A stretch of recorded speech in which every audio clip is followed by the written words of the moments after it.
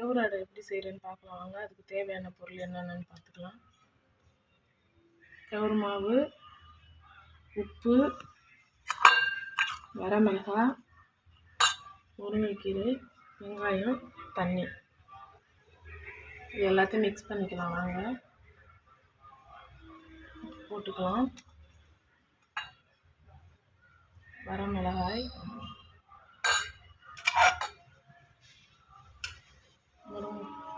வெங்காயம், முருங்கைக்கீரை எல்லாத்தையும் மிக்ஸ் பண்ணி தண்ணி தெளிச்சுக்கணும். இன்னும் பிசைஞ்சுக்கணும். நான் இந்த பதத்துக்கு பிசைஞ்சு வச்சாச்சு. அடை தட்டிக்கலாம்.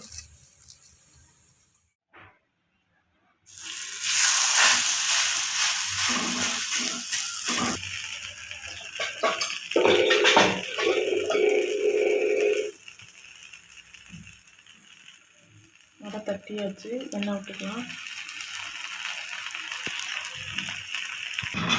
திருப்பி போட்டுக்கலாம்.